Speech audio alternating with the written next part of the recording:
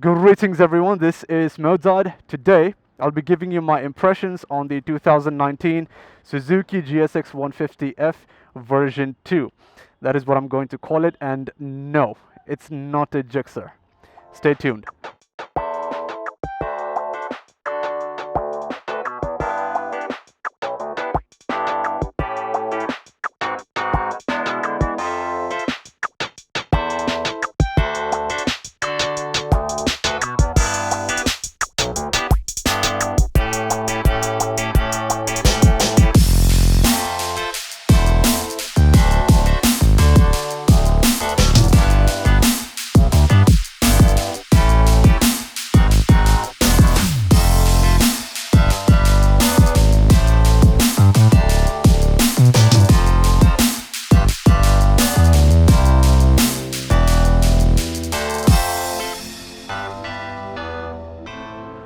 Alright, so the first thing that we're going to talk about is the throttle.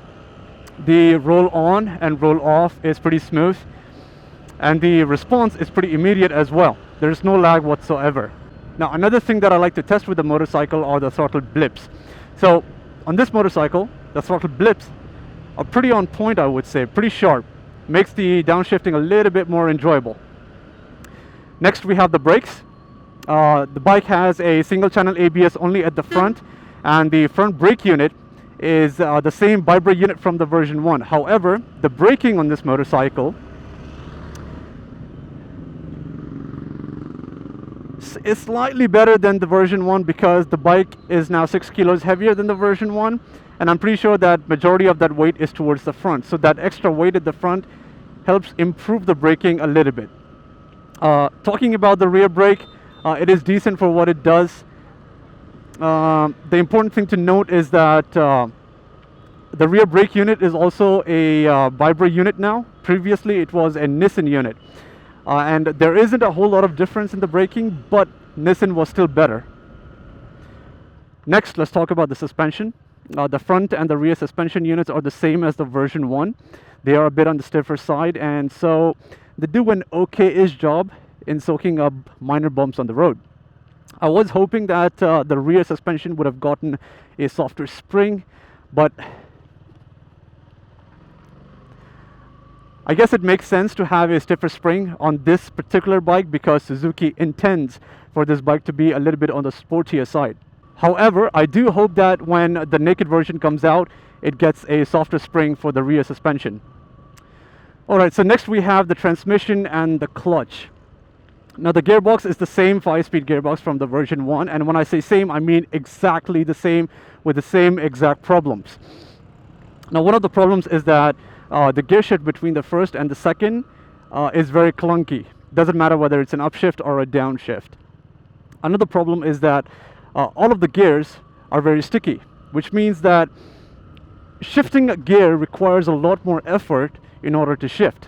On the other hand, the clutch is very pleasant to operate. It is really nice and light, and in my opinion, the positiveness of the clutch helps to offset the negativeness of the sticky gearbox. If the clutch had been heavy, that would have driven me insane. So yes, overall, I would say that I am a bit disappointed with the gearbox because I really hope that Suzuki would have fixed the gearbox, since several version 1 owners complained about it. Next, let's talk about the engine. It's the same 154.9cc engine from the version 1. However, the power is slightly detuned. It has gone down from 14.8 PS to 14.1 PS. And you can really feel that power loss after riding the version 1. In fact, with the additional 6 kilos of weight, you can really feel that power loss. Aside from that, the engine is very durable. It's moderately refined, produces majority of its torque in the mid-range, and the power is, I would say, adequate for your daily city commutes and the occasional weekend rides. Other than that, nothing much else to say. Now, next we have the handling. Now, the version 1 was known for its brilliant and nimble handling.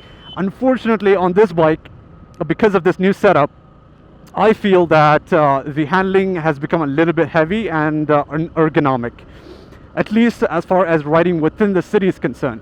Maybe on the track it's a really good handler, but The bike is made for city riding. So yeah, I don't really like the handling. I don't prefer this handlebar setup either. That's just my opinion. All right, next we have the ergonomics.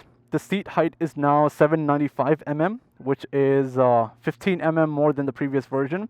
And the reach to handlebars has also increased slightly because of the raised seat, and the handlebars are also angled downward slightly. So all of that together gives you a rider's triangle that is slightly tilted forwards. So you no longer have that comfortable erect posture that the version 1 had. Now, talking about the cushion material of the seat, it is actually pretty comfortable compared to the version 1, of course. I was able to ride this motorcycle for about 30 minutes without any pain. I could have ridden more, but I rode for only 30 minutes. So for those 30 minutes, the seat was very comfortable. No complaints with that. Next, let's talk about the instrument cluster, in which we have the display and the switchgear. Now, the display is really nice. I like it. It's an LCD display with a black on white configuration. You get the same amount of information as the version 1 did. You get a tacho, speedo, and odometers, fuel gauge, GPI, 2 trip meters, and a clock. In addition to all of that, you also get a service reminder.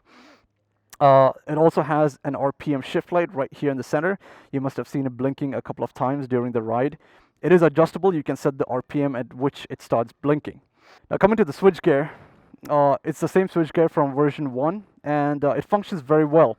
I have no complaints with that, but I am disappointed because you have to ask a question here. Suzuki has visually or cosmetically updated the entire bike, but they left out the switchgear. Why? It's not really a big deal, but let me give you a little bit of insight here. This same exact switchgear is present on the 1997 Suzuki Bandit 600N. I'll put up a picture on the screen. So my point is, Suzuki is using a switchgear design that is 22 years old. I have nothing else to say to that. Next, let's talk about the fit and finish of the motorcycle. The paint finish is pretty good all throughout the motorcycle. No complaints with that. I cannot comment on the quality of the paint just yet. You will have to wait for ownership reviews to know whether the paint degrades or deteriorates. Now, talking about the fitting, there are no abnormal panel gaps and there are no asymmetrical panel gaps. However, there is a bit of rattling that comes from this particular panel here on both the sides, and if you rock the motorcycle side by side, you can actually hear it.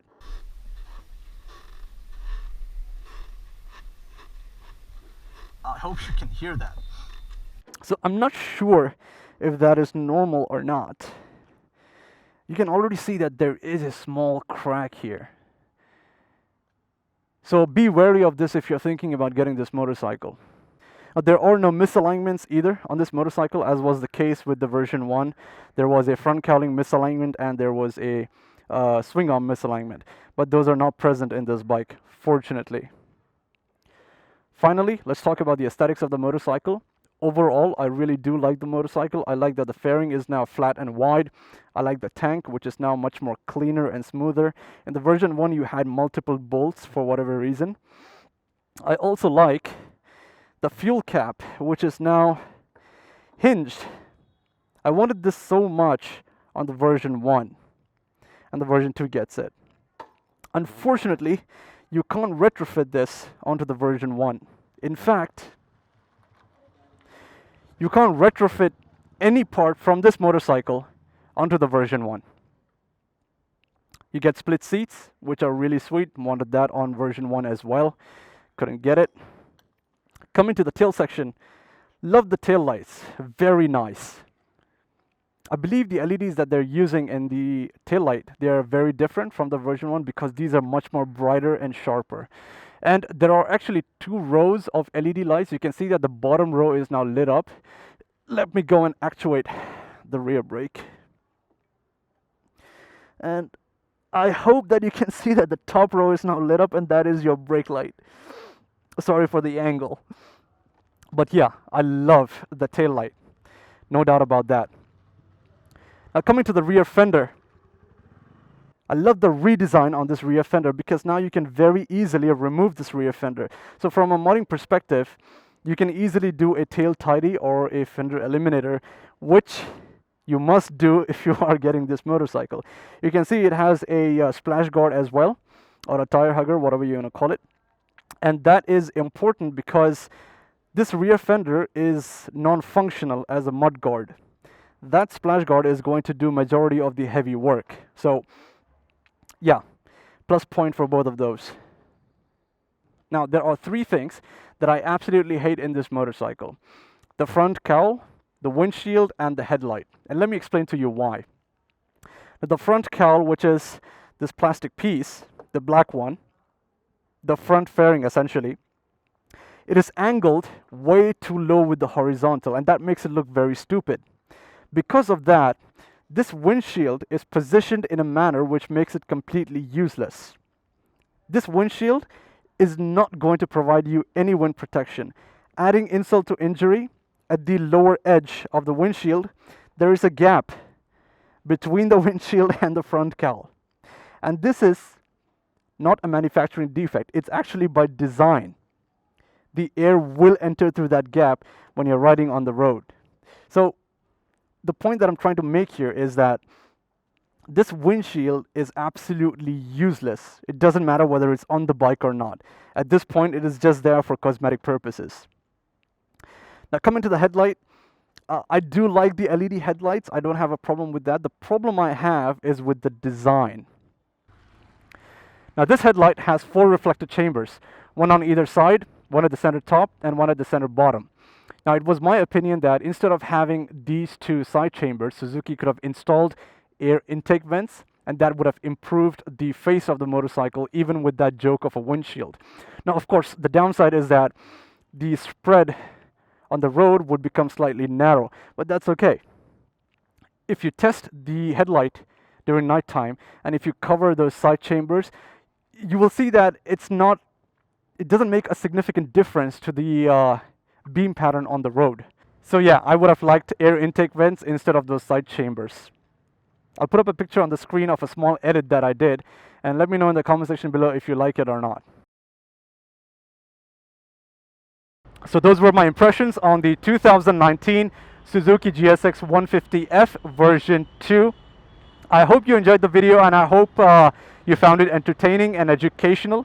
As always, if you have any questions, feel free to ask me in the comment section below, or you can message me on Twitter or Facebook. Links will be in the description.